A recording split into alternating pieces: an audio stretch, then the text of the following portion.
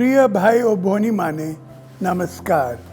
Corona virus विषय आपण माने भल भाव जानी सारे यही वायरस चीन रे थिला, बहुत दूर रे थिला, अमेरिका और यूरोप रे थिला, बहुत दूर रे थिला, परे ईरान को आसिला, दिल्ली रे भी पहुंचिला। एबे यही वायरस आम घर पाखरे पहुंचुछि। आम निज भल पाए निज परिवार भल पाए आमर दायित्व होइछि आमे एही वायरस को घरे पशिबा को देबा नाही। सेथि पाए ए लॉकडाउन गत 20 वर्षर सेवा मध्य रे मु मोर प्रिय ओडिशावासी को निकट रे अनेक अनुरोध रखिछि। आपण माने सबु अनुरोध को पालन करूछंती। सेथि पाए मु आपण मानकर निकट रे रुनी। आज मु जेउ अनुरोध रखुछि ताहा होछि सबुथरो गुरुत्वपूर्ण। आज मु आपण को निकट रे मो जीवन कार्यक्रम रखुछि।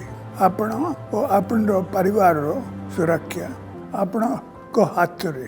कोरोना वायरस आपण को घर को आसीबा न आसीबा आपण को व्यवहार उपरे निर्भर करुछि। आपण सावधान रहिले या आपण घर भीतर को पशि पारिबो नाही। मो जीवन कार्यक्रम रे आपण माने प्रतिदिन यही शब्द पाठ करंतु।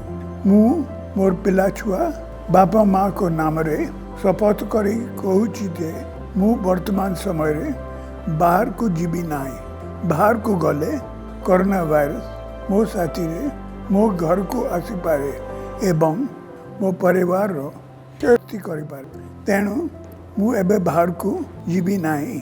जदि जरूरी काम रे जीवी तेबे फेरिबा समय रे साबुन रे भल भाव रे 20 सेकंड पर्यंत हाथ धोई घर को पशिबी।